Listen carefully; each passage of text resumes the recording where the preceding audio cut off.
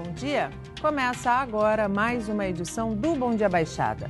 Hoje é quinta-feira, 26 de abril, e vamos juntos até às 9 horas da manhã. No programa de hoje, vamos falar sobre a importância da visão metropolitana para o desenvolvimento da Baixada Santista. Para tratar do tema, o Bom Dia Baixada recebe Edmur Mesquita, subsecretário de Desenvolvimento Metropolitano do Estado de São Paulo. Edmur, seja muito bem-vindo ao nosso programa. Muito bom dia. Bom dia, Nathalie. Bom dia, Rogério. E também desejar um excelente dia a todos os moradores na nossa região metropolitana da Baixada Santista. E também o advogado e empresário Rogério Conde. Rogério, mais uma vez, seja bem-vindo ao nosso programa. Bom dia, Nathalie. Obrigado pelo convite. Edmur, um prazer. Bom dia a todos que nos acompanham. E a partir de agora, você também pode interagir conosco pelo nosso WhatsApp, que é o 13 988779496, pela nossa fanpage no Facebook, onde transmitimos o nosso programa simultaneamente ao vivo, pelo nosso Instagram e pelo nosso Twitter. Edmur, antes de falarmos de algumas questões metropolitanas, no começo deste mês, depois de 30 anos, você anunciou sua saída do PSDB. O que te levou a essa decisão? Olha, claro que não foi uma decisão simples e fácil de ser adotada. Eu tenho um vínculo com o PSDB histórico. Sim. Aqui no município de Santos, eu fui o filiado de número 2. O primeiro foi o saudoso Rubens Lara, que foi parlamentar, foi chefe da Casa Civil do Geraldo Alckmin no segundo mandato dele. E eu fui o de número 2, eu era vereador naquela época. Estava no PMDB, saí do PMDB para fundar o PSDB. E, bem, portanto, os laços com o PSDB são muito fortes, né?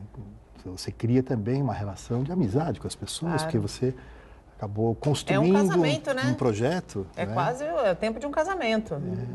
Você construiu, apostou num projeto político que pudesse ser desenvolvido. Bem, eu vinha me apresentando na condição de pré-candidato a deputado estadual. Sim. Já fui deputado, já exerci o meu mandato e recebia ao longo desse período certamente muito estímulo para que eu pudesse retomar esse mandato. E eu estava muito animado com essa possibilidade, por conta, claro, desse meu vínculo com a Baixada Santista, em razão do meu vínculo com o partido, em razão também desse trabalho que eu desenvolvo na região metropolitana de São Paulo, em todas as unidades regionais que nós temos no estado de São Paulo, e teria prefeitos apoiando a minha candidatura de muita expressão, né? Estava mesmo muito entusiasmado com essa possibilidade. Eu fiz uma reflexão profunda a esse respeito, do cenário que nós estamos vivendo. Sim. E achei que acabei incorporando um pouco o espírito de Fernão Capelo Gaivota, né? A vida estava um pouco monótona, então vamos pensar em outra alternativa. E tomei a decisão, portanto, de me desfiliar do PSDB, não me filiei a nenhum outro partido. Ainda não tem a intenção, essa não é a tua prioridade no momento. Não está no meu radar de preocupações fazer uma escolha partidária nesse instante. E optei, para ficar absolutamente livre, optei em ajudar, em colaborar com a candidatura do Márcio França ao governo do estado de São Paulo e, ao mesmo tempo, também ajudar outras pessoas que eu acredito que sejam importantes serem eleitas, não tão somente para a Baixada Santista, mas para o estado de São Paulo, para o país, né? Dentro de uma visão absolutamente correta, ética, né? Mudando esse cenário político que está à nossa frente, que é um desastre, né? Sim. É um desastre. O que o país está vivendo nesse momento é um colapso absoluto, uma crise sem precedentes na história republicana. Mas, enfim, a vida pública é feita de opções, de escolhas. Tomei essa decisão agora, criou um impacto muito grande, não só aqui na Baixada Santista, mas também no estado inteiro, né, por todas essas regiões que eu atuo. Foi algo que me impressionou muito, porque as pessoas respeitaram. As pessoas acharam que foi uma decisão coerente com a minha história, com o meu passado, com aquilo que eu construí durante todo esse período e não faço críticas públicas ao PSDB. Eu acho que eu tenho que me resguardar e preservar essas relações pessoais que ainda possuo com muitos companheiros, com muitos amigos dentro do PSDB. Dentre eles, o governador Geraldo Alckmin, uma pessoa que eu tenho uma enorme admiração e tenho muita gratidão pelo fato de termos, ao longo desses 25 anos, ter construído com ele um belo caminho. Construção de um belo caminho, lealdade, gratidão e coerência, isso tem que fazer parte da política, né, Rogério? Acho que tem que fazer parte da vida de todo cidadão. Acho que eu estou escutando o Edmur falar e eu acho que assim a gente pode fazer uma análise por 2 pontos. Primeiro, que a nossa região perde um representante em potencial importante, né? O Edmur, ao longo da sua história, de sua trajetória, sempre representou a região, sempre brigou quando necessário pelos interesses da nossa região. Então, eu reputo como um ator político importantíssimo para que a gente consiga fazer as articulações necessárias para que os nossos projetos metropolitanos, questão de segurança, porto, saúde, tudo, acabe saindo do papel e as coisas aconteçam para que o agente público faça o trabalho de levar qualidade de vida ao cidadão, para a população toda. Mas, por outro lado, eu entendo. Eu acho que o Edmur está sendo coerente por essa trajetória política que ele construiu com esses outros atores importantes, como o Márcio França e outros. Então, o próprio Geraldo Alckmin. Então, eu acho que foi uma opção. Eu entendo, tenho um sentimento assim de que, por um lado, a gente perde, mas, por outro, ganha. Eu acredito muito nesses que estão postulando, como o Márcio França. Acho que o Márcio França também ele está lá por mérito. Eu acho que ele assumiu, o Márcio França... Ele construiu uma carreira, né? O Márcio França é um dos maiores articuladores políticos que eu conheço, que eu presenciei trabalhar. Então, eu acho que ele está realmente no lugar onde ele construiu, se programou... Planejou e eu acho que as coisas estão acontecendo. O Geraldo Alckmin também acho que está no momento dele. Eu acho que o país hoje precisa de segurança jurídica. Eu acho que a economia ela só avança, nós só temos investimentos no país de fora ou mesmo de empresários nacionais querendo expandir tudo quando eles sentem uma segurança jurídica. E hoje eu acredito que o Alckmin, por tudo que ele fez no estado de São Paulo, ele seria uma pessoa que poderia dar essa segurança jurídica. Não que outros não possam, mas a gente percebeu isso ao longo desses últimos anos. Então, Edmur, o que eu tenho para falar para você sobre essa sua postura é isso. Como cidadão, é uma pena nós não termos um candidato com peso, né? Com o peso e com a bagagem que você tem, com essa responsabilidade pela região, mas, por outro lado, a gente sabe que você vai poder auxiliar muito aqueles que no Palácio do Governo permaneceram. Edmur, embora você não queira, e disse aqui que não quer tecer críticas ao PSDB, você não foi o único nome que deixou a legenda, nome com peso que deixou a legenda. Muito se fala de uma crise interna, por diferença mesmo de projeto, né, de linha de pensamento. Isso está acontecendo com o PSDB? Ele vive esse momento de crise? É verdade, é uma crise de identidade, é uma crise de comportamento, é uma crise de ter abandonado também aqueles valores que nortearam e motivaram a criação do PSDB há 30 anos atrás. Não é algo simples que o PSDB vive nesse momento. Para superar essas dificuldades, não será fácil, não será fácil. Aliás, essa é uma crise que também a rigor, acontece no país. A crise política, evidentemente, contamina a sociedade, contamina os partidos políticos, né?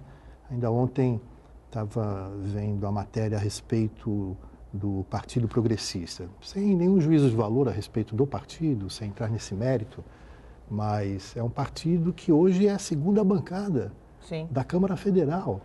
Né? Saltou em função dessa janela que foi aberta para a escolha, para a mudança de partido, para quem é candidato, né? Passou para ser o segundo partido junto à Câmara Federal. E o porquê?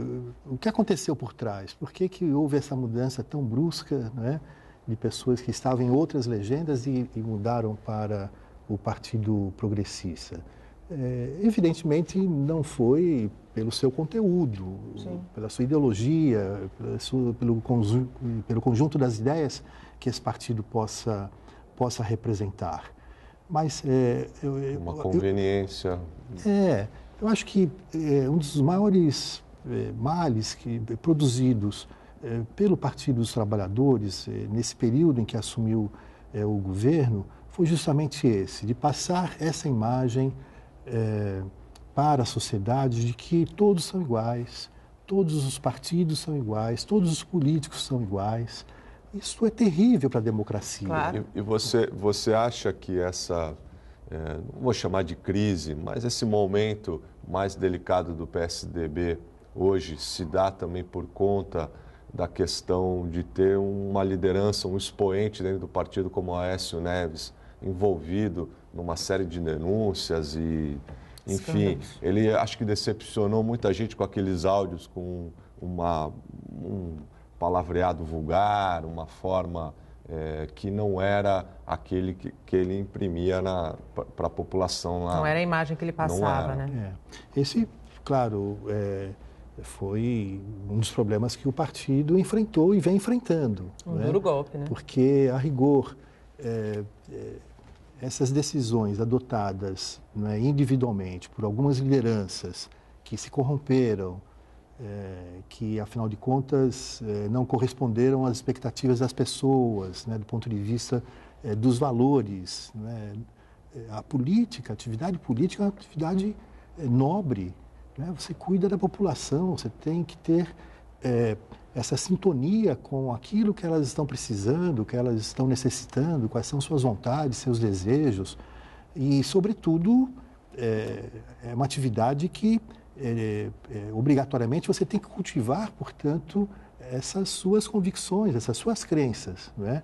E a questão de natureza ética tem que estar profundamente associada ao seu comportamento. Claro. E, infelizmente, eu acho que, no caso específico do Aécio Neves, olha, eu fui o coordenador da campanha dele aqui na Baixada Santista e em diversas regiões também, não é? E foi uma decepção enorme. Eu particularmente não imaginava, né, que aquilo pudesse acontecer.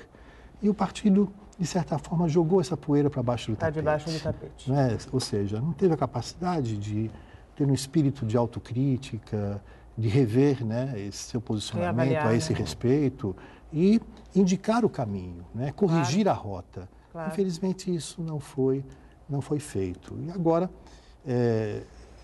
de certa forma, tudo está meio que nivelado por baixo.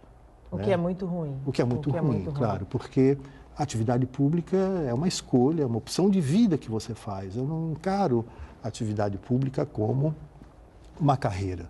Eu encaro como uma escolha, uma opção de vida que você faz, né, a favor da população, para trabalhar a favor da população, para ser servidor público, né? Mas, infelizmente, o que aconteceu nesses últimos anos, com todas essas operações que nós estamos assistindo... É que o que menos se fez foi servir o público, né? Exatamente. Então, o que menos se fez. É um momento dramático da nossa história, difícil, né? Mas nós temos que, naturalmente, passar para a opinião pública, especialmente num momento como esse, que você tem a crise e tem a possibilidade de superá-la em razão do processo eleitoral que nós estamos já vivendo e daqui a pouco formalmente isso se dará, é fundamental que aqueles que se colocarão como candidatos produzam esperança, né? Que não seja algo negativo, só para trás, só ataques, né, a respeito de tudo isso que aconteceu no país. Claro, a gente tem que destacar a realidade. A realidade que está à nossa frente, não podemos Não dá para negar o que está acontecendo e o que aconteceu. E uma oportunidade para novas lideranças. Sim, também. Bem, um espaço para uma oxigenação, sim, né? Sim. Pelo menos, eventualmente, uma parte assim, a gente possa ter essa oportunidade de outros se destacarem também. Mas que essa renovação seja uma renovação de valores. Claro. De valores. De valores. Né? Não é tão somente a renovação do ponto de vista da idade cronológica, né? Que seja de valores. É o que mais a gente precisa, a renovação de valores. Edmur, ao sair do PSDB, você reforçou o seu elo e o seu apoio ao Márcio França, a reeleição do Márcio França. As últimas pesquisas de intenção de voto, Datafolha colocaram Dória em primeiro lugar, Scaff em segundo, Márcio França em terceiro. O Ibope, que saiu ontem, colocou tecnicamente empatados Scaff e Dória e, na sequência, o Márcio França. Baixada Santista é reduto do Márcio. No entanto, ele precisa crescer em outras regiões do país. Tem aí 8 meses pela frente. Você acredita que esses 8 meses sejam suficientes? Claro, eu tenho uma expectativa pelo crescimento do Márcio muito positiva. Nós começamos juntos. Somos amigos há muitos anos, né? Participamos do movimento da Pastoral da Juventude, de comunidades de jovens, ele e a Lúcia também, a esposa dele. Estudamos na Faculdade Católica de Direito de Santos, eu fui presidente do centro acadêmico na época, né? E o Márcio, 2 anos depois, se elegeu com o nosso apoio e o estimulei muito para que ele fizesse a opção política também naquele momento, né? Depois ele se elegeu vereador em São Vicente, eu me elegi aqui em Santos, foi prefeito, eu fui deputado, continuamos com essa parceria, ajudei muito a cidade de São Vicente em diversos projetos, a implantação da Unesp, eu que levei a Unesp para a cidade de São Vicente, a implantação do projeto Guri, bem, enfim, foi uma parceria extraordinária. E, claro, então, há uma relação pessoal de muita proximidade, não é? E tenho confiança, o Márcio é uma liderança hoje, do ponto de vista do partido que ele está, o PSB, é certamente a liderança mais importante no Brasil hoje do PSB, ocupa, não é, afinal de contas, o estado que tem o segundo maior orçamento do país, né? São Paulo, se fosse um país, seria o terceiro da América Latina. Sim. Né? Sim. E hoje é a 23ª economia do mundo. É algo gigantesco, né? Portanto, São Paulo tem um PIB hoje que é quase o triplo da Argentina. Imagina, um estado como o nosso, né?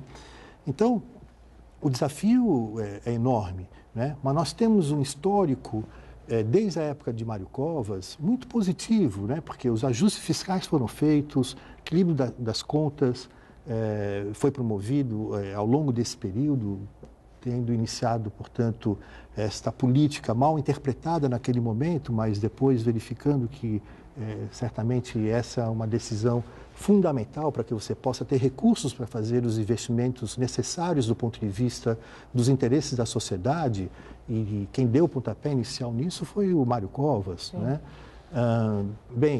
Passamos ao largo de toda essa crise, né? Em nenhum momento houve atraso no pagamento do salário do servidor público, muito pelo contrário, né? O governo do Estado de São Paulo continuou fazendo investimentos fortíssimos, né? No Estado de São Paulo. Então, é um Estado absolutamente muito bem administrado. Sólido. E o Márcio França, claro, é quem dará continuidade a esse projeto político iniciado, portanto, na década de 90 pelo saudoso Mário Covas. E tenho muita convicção de que, na medida que ele se torne mais conhecido, né, está à frente do governo, muitas inaugurações ele irá liderar, irá realizar. Então, tenho muita convicção de que, e no debate, o Márcio é muito habilidoso. Esse poder de articulação, poder de articulação é o que certamente fará a diferença. Já são, acho que 12 partidos, é isso? Sim. 13 partidos né, com o mesmo objetivo. Então, eu acho que o tempo de televisão é muito importante. Muito. A gente ainda, né, nós ainda temos a televisão como um grande veículo de comunicação de massa. Então, eu acho que... E essa experiência toda adquirida ao longo dos anos e dos cargos que ele ocupou, eu acho que ele tem muito espaço para crescer. Claro que os concorrentes também são. O SCAF vem aí com um recall significativo, né? Ele foi o mais votado no então PMDB, agora MDB, na ocasião. Então, eu acho também o Dória, que fez sua opção, né? A gente não vai entrar aqui no mérito se acertado ou não, mas fez a sua opção. Exato. E também está se tornando, dentro da forma dele de ser, né, do dinamismo que ele apresenta, também uma opção importante. Então, vai ser um debate bom.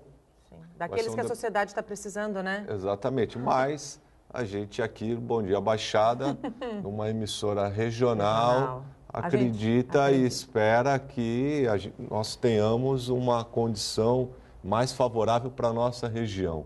E não há dúvida de que o Márcio França conhece muito bem os anseios e as expectativas e as necessidades da nossa região.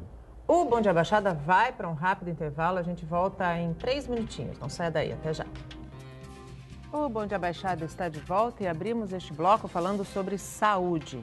Mesmo com a chegada do outono, segue a preocupação com a conjuntivite por causa dos dias quentes. No primeiro trimestre, Santos registrou aumento de quase 120% no número de casos em relação ao mesmo período do ano passado. Em apenas um ano, Marcela teve conjuntivite 2 vezes. Eu tive a conjuntivite alérgica devido a um produto que eu usei de maquiagem.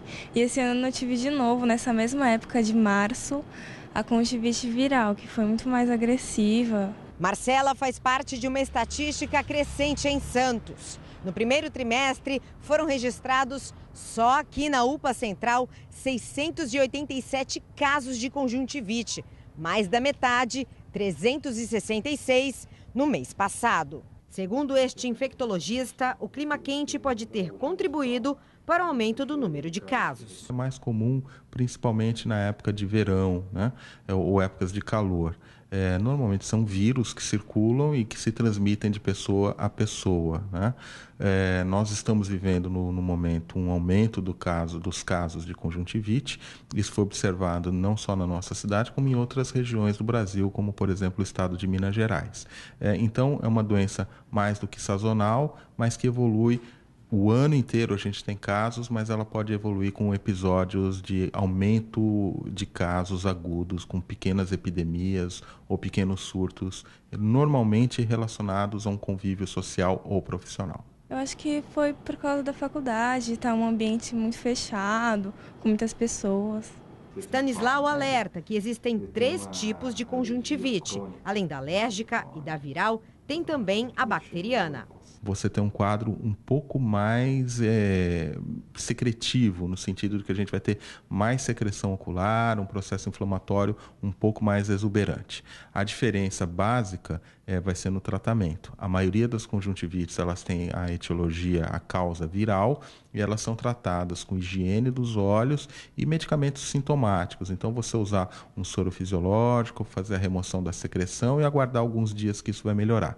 Já na conjuntivite de etiologia de causa bacteriana, a gente vai precisar usar um antibiótico local, que vai ser um colírio antibiótico, e à noite, na hora de dormir, uma pomada antibiótica para que a gente consiga controlar esse quadro. Existem dicas simples para evitar o contágio. Não mexer nos olhos, lavar as mãos com frequência, se possível ter um álcool gel à mão, pequenos frascos de álcool gel para fazer uma higiene continuada das mãos, e não compartilhar objetos que tenham contato direto com o olho. Seguindo as orientações importantes, em 7, 10 dias, geralmente, quem tem conjuntivite se livra do incômodo. E voltamos com os nossos convidados. Hoje falamos sobre a importância da visão metropolitana para o desenvolvimento regional, com Edmur Mesquita, subsecretário de Desenvolvimento Metropolitano do Estado, e com o advogado e empresário Rogério Conde. Você pode interagir conosco pelo nosso WhatsApp, que é o 13988779496, pela nossa fanpage no Facebook, pelo nosso Instagram e pelo nosso Twitter. Edmur, política passada limpo, vamos falar um pouquinho do trabalho da secretaria. Quais são as principais atribuições e por que essa pasta é tão estratégica? Olha, nós tivemos o início desse ciclo junto ao governador Mário Covas, quando ele criou a região metropolitana da Baixada Santista, que foi a primeira, Rogério, do país, pós-constituinte de 88. Então foi, eu diria, o primeiro passo dado, destacando a importância de nós termos uma unidade regionalizada, buscando soluções comuns para os problemas que são comuns a toda essa região. É aquela velha tese de você não pensar somente na árvore e pensar na floresta como um todo. Tomou essa decisão, depois, na sequência, após a aprovação na Assembleia Legislativa da região metropolitana da Baixada Santista, ele enviou um outro projeto de lei ao Parlamento Paulista, criando a região metropolitana de Campinas, que hoje é composta por 20 municípios. Então, esse foi o pontapé inicial. O Mário Covas, ele era um estadista, não é? Uma pessoa muito comprometida com o processo de desenvolvimento do Estado de São Paulo e enxergou, portanto, nesse conteúdo do chamado cidadão metropolitano, das unidades regionais, enxergou aí um viés importante para que a gente pudesse pensar em políticas públicas dentro desse espírito de absoluta integração. Depois entramos num segundo ciclo, que foi com o governador Geraldo Alckmin, que acabou tomando decisões importantes no que diz respeito ao processo de expansão dessas unidades regionais. Hoje nós temos, portanto, 6 regiões metropolitanas constituídas: Baixada, Campinas, Vale do Paraíba, São Paulo, Sorocaba e também 2 aglomerados urbanos, Piracicaba e Jundiaí. E, recentemente, há cerca de 2 semanas, a Assembleia Legislativa aprovou a criação de uma unidade regional, de um aglomerado urbano de Franca, que fica ali na região, entre a região de Ribeirão Preto, que foi a última região metropolitana a ser constituída, e o Triângulo Mineiro, né? Exato. Então, com isso, nós concluímos, dentro dessa visão da estratégia, da expansão desse processo de regionalização, nós concluímos esse ciclo com o governador Geraldo Alckmin e criando a secretaria, portanto, dando um peso político para que as prioridades fossem traçadas, as metas fossem traçadas e, portanto, a gente pudesse cumprir com esse papel de olhar o futuro, né, com outro horizonte do ponto de vista do planejamento, que é fundamental. Grande parte dos erros que o país vive e foram estabelecidos, naturalmente, pela ausência absoluta de planejamento. Exato. Aqui mesmo, na Baixada Santista, nós temos cidades que não se desenvolveram pela ausência de planejamento regionalizado. Bem, e agora, com a posse do governador Márcio França, a gente tem uma expectativa muito positiva que nós daremos início a um outro ciclo, ao terceiro ciclo, que será o de manter, naturalmente, essas unidades regionais, só que com um pouco mais de autonomia do ponto de vista de investimentos, de recursos, de orçamentos para as prioridades que são traçadas em cada uma dessas regiões, pensar nesse princípio da chamada autoridade metropolitana. Em São Paulo, na região metropolitana de São Paulo, nós criamos uma Câmara Temática que daqui a pouco deverá concluir o seu trabalho, uma Câmara Temática para o transporte para os passageiros, né? Que deverá culminar com a proposta da criação de uma agência específica reguladora só para o transporte metropolitano. Ou seja, que lá é um problema, né? Um problema enorme, né? Mas você juntar todos os modais envolvidos e as suas respectivas unidades administrativas, então CPTM, MTU, o transporte privado, e juntar tudo isso e ter, naturalmente, uma agência que só pense, portanto, nessa política voltada para o transporte metropolitano. Isso será um exemplo que depois poderá ser seguido também pelas outras regiões. Vivemos hoje um momento importante na elaboração do Plano de Desenvolvimento Urbano Integrado, do PDUI. A Baixada Santista foi a primeira região já a entregar esse plano. O governador deverá enviar para a Assembleia Legislativa o projeto de lei, porque esse plano tem que virar lei. Tem que virar lei, né? Então, exato. É um plano que não é um plano de faz de conta que depois vai ficar engavetado, porque é uma obrigação, se não né? for adiante... Estatuto das cidades. Exatamente. Estatuto da metrópole. Da metrópole, Se não for adiante, tanto o governador como os prefeitos poderão ser responsabilizados do ponto de vista administrativo. Quando a gente fala da nossa região, nós temos aqui o CONDESB, quando a gente fala de Conselho de Visão Metropolitana. Como é que vocês avaliam as últimas gestões do CONDESB e a atuação, e eu falo atuação prática do Conselho, porque a gente discute muito a questão da visão metropolitana, mas o que tem avançado dentro desse debate, na sua opinião, Rogério?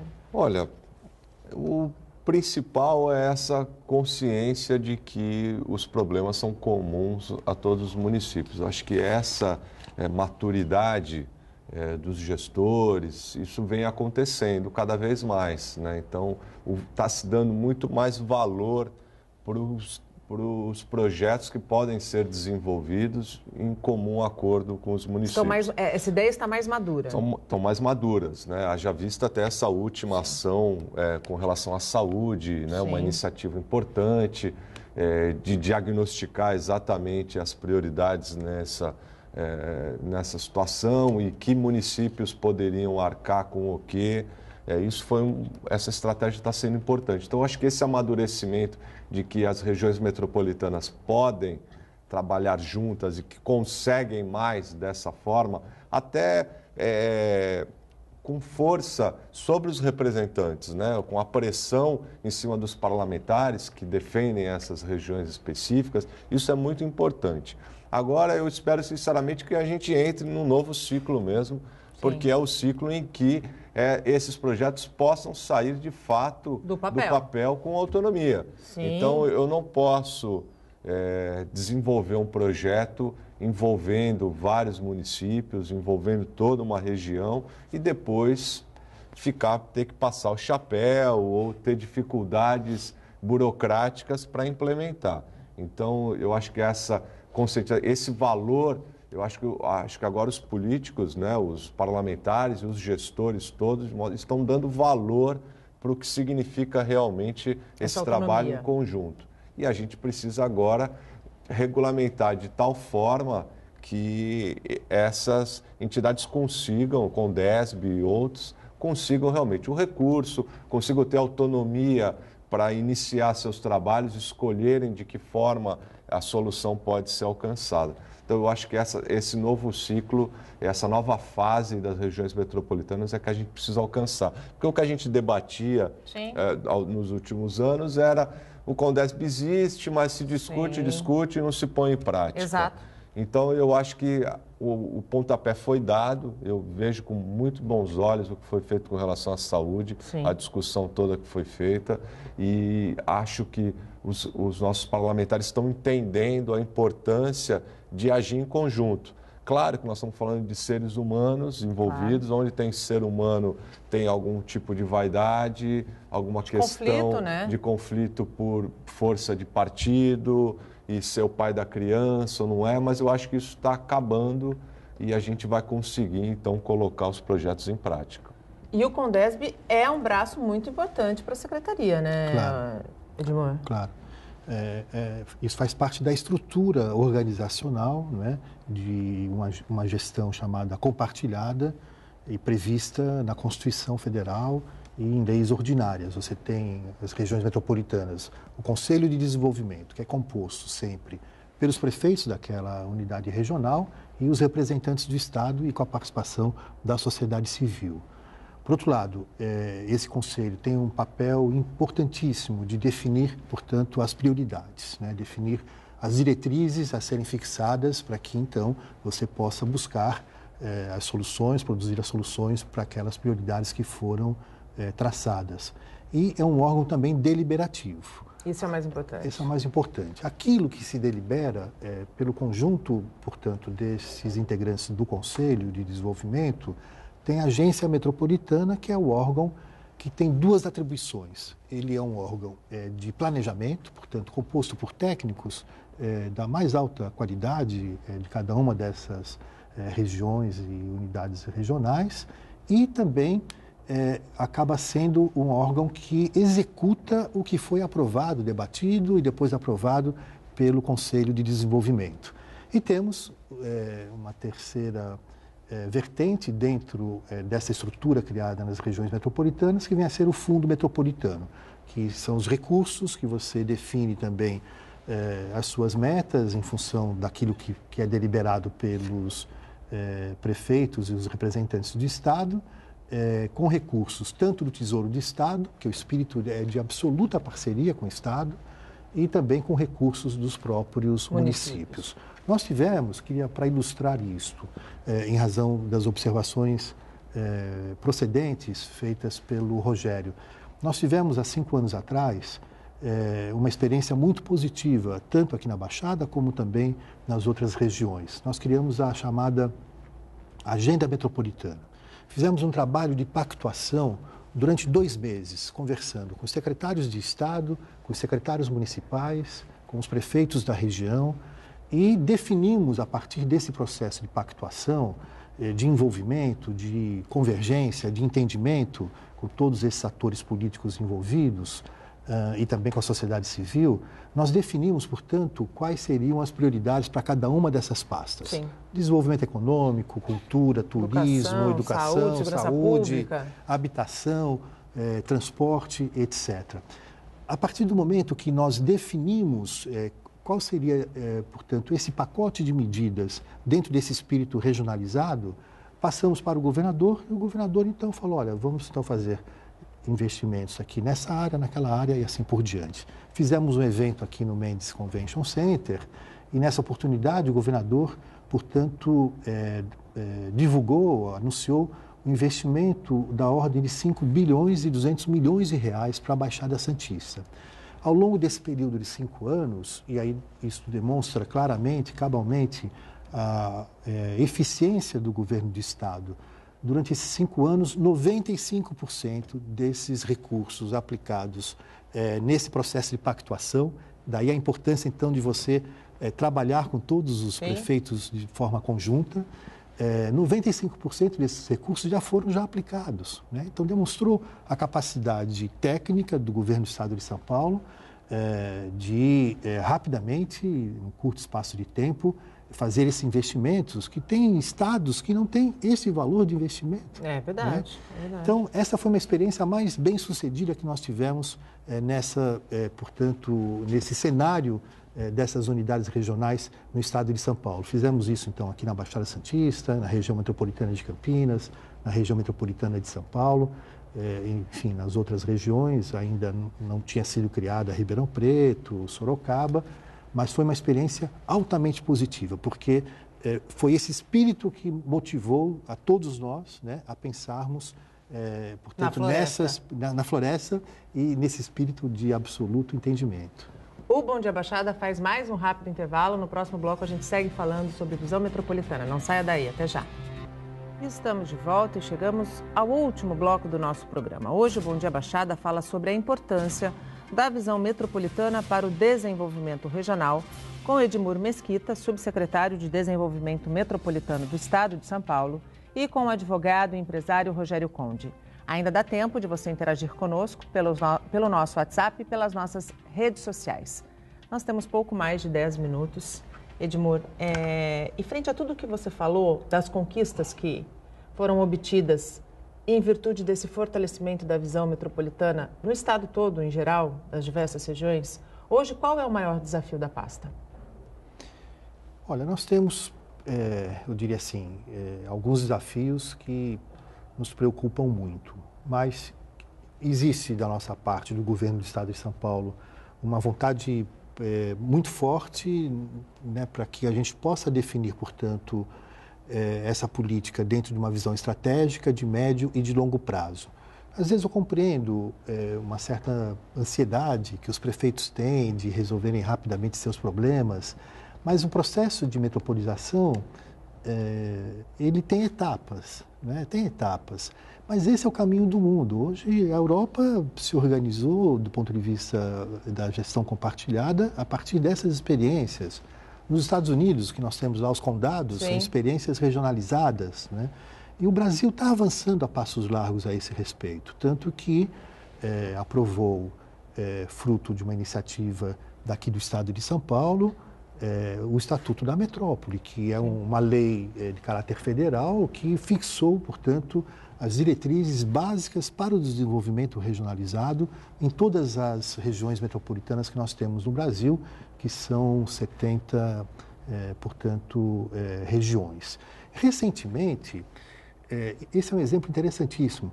Recentemente, o Supremo Tribunal Federal, em razão de uma ADIM proposta pelo Estado do Rio de Janeiro, tomou uma decisão inusitada, né? Que certamente isso depois irá também se expandir para outras áreas da administração pública, de que a política de saneamento básico deve ser exercida nas unidades regionais, nas regiões metropolitanas. Com isso, no caso específico aqui do Estado de São Paulo, nós temos a Sabesp. Sim. Né? A Sabesp, quando entra... Aliás, a Baixada viveu esse momento recentemente. Quando entra no processo de debate a respeito da renovação do contrato com as prefeituras, ela não faz isso do ponto de vista regionalizado. Não né? faz. Ela faz isso individualmente. Então, com o prefeito de Santos, com o prefeito de Mongaguá, de Guarujá e assim por diante.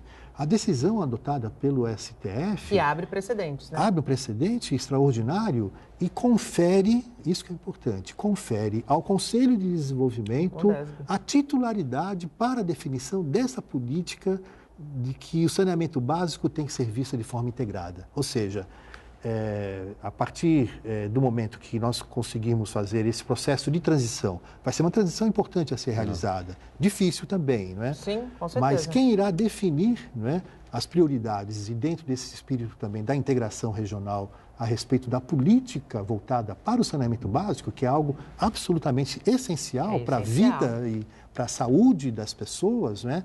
Quem irá definir isso será o Conselho de Desenvolvimento. Então, foi um passo importante dado pelo STF, quem inclusive foi o relator dessa matéria foi o Ricardo Lewandowski, que já foi presidente da Implaza. Então, ele conhece muito bem essa matéria.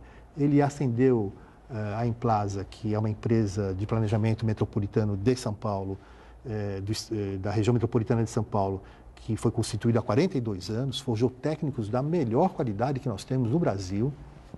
E o Lewandowski, ele ascendeu ao cargo por concurso público de advogado da empresa, da Implaza, depois foi coordenador jurídico da Implaza e foi presidente.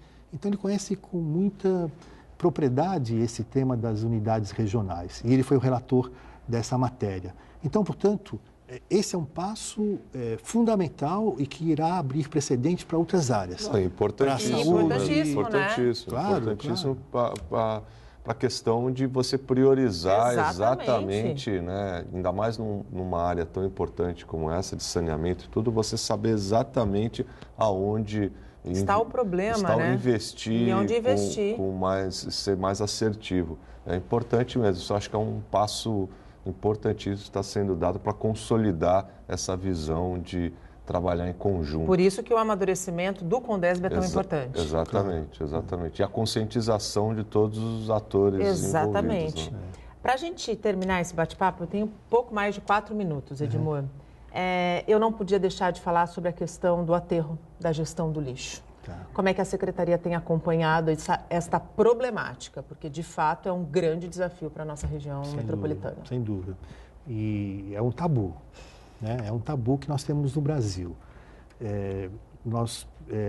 Aqui no caso da Baixada Santista, nós firmamos um contrato com o IPT. E ainda nessa época, quem nos ajudou muito, foi um excelente parceiro, foi o Tércio Garcia. Ele era diretor do IPT quando nós assinamos um protocolo de intenções, portanto, entre o IPT, a minha pasta e a Secretaria de Estado do Meio Ambiente. Esse protocolo, portanto, está sendo desenvolvido em todas as regiões metropolitanas do Estado de São Paulo, na elaboração do Plano Metropolitano de Políticas voltadas para os resíduos sólidos. No caso da Baixada, fizemos até um ato solene na entrega, portanto, deste plano que foi elaborado pelo IPT. Então, daqui a pouco nós começamos a colocar em prática, não é? Precisa colocar, né? Porque Precisa. o aterro já não está esgotado. Não, e não tem sentido mais você imaginar que, por exemplo, a cidade de Itanhaém, Rogério, Nathalie, gasta por mês R$1 milhão para transportar o lixo lá para Mauá. Não tem mais sentido isso. Nós temos que avançar, quebrar esses tabus. Gerar menos lixo, né? Gerar menos lixo, ter consciência ambiental a esse respeito, né? E os instrumentos adequados para que esse lixo tenha uma destinação. Correta. Né? Que não prejudique o meio ambiente e, ao mesmo tempo, seja... Possa trazer renda. Sim, essa é uma das vertentes. Né? No caso de Cubatão, nós temos aqui em Cubatão o maior parque industrial do hemisfério sul. Né? Por que não pensarmos na implantação, portanto, de uma unidade de queima de resíduos, né? Numa cidade como essa, que é uma cidade que tem essa vocação, que vai gerar energia e vai poder vender essa energia créditos de carbono, para as indústrias. Né? Com isso você tem uma arrecadação muito positiva e equaciona um problema que é histórico, né, no Brasil. Então nós estamos caminhando na direção certa. Esse protocolo de elaboração desses planos a respeito da destinação final de resíduos sólidos, nós estamos assinando em todas as unidades regionais, de tal maneira que no prazo aí de 8 a 10, 12 meses, nós tenhamos todas essas unidades uma política muito clara a respeito da destinação final do lixo. Né? Edmur, infelizmente nosso tempo acabou. Queria muito te agradecer a presença, a participação, os esclarecimentos tanto do ponto de vista político quanto do ponto de vista do teu trabalho frente à pasta. Te desejar sucesso com essa tua decisão coerente. Eu acho que não há nada melhor do que colocar a cabeça no travesseiro e ter a consciência tranquila. E o homem público, o bom homem público, é o que consegue fazer isso, sem dúvida nenhuma. Muito obrigado pela tua participação. Eu que agradeço, Nathalie, uma honra e um motivo de alegria de participar mais uma vez aqui do seu programa, deixar um abraço afetuoso também ao Rogério Conde, uma pessoa que tem relações antigas de amizade com a família, né? E dizer do trabalho extraordinário que você desenvolve. Muito obrigada. Você é uma jornalista muito competente, muito dedicada àquilo que faz, né? E claro que é motivo de orgulho para Santa Cecília e para todos os telespectadores da TV Santa Cecília. Muito obrigado. Costumo dizer que não fui eu que escolhi o jornalismo, foi o jornalismo que me escolheu e, como missão, eu tenho a missão de informar e bem informar, porque eu sou e quero ser e ter a possibilidade de ser um agente transformador. Muito obrigada. Obrigado, você. Rogério, muito obrigado pela tua participação comigo aqui, conosco nessa bancada, me ajudando a fazer esse programa e a levar informações e opiniões tão pertinentes. Muito obrigada. Obrigado, Nathalie, pelo convite. Mais uma vez, Edmur, é sempre um prazer dividir a bancada, estar participando junto com o Edmur, que eu tenho muita admiração, e desejar um ótimo dia a todos que nos acompanharam até agora. O Bom Dia Baixada fica por aqui. Você pode ficar bem informado sobre tudo o que acontece na região e no mundo acessando o Santa Portal. Não esqueça de curtir a nossa fanpage no Facebook, nossa página no Instagram e no Twitter. Eu volto amanhã, às 8 horas da manhã. Tchau!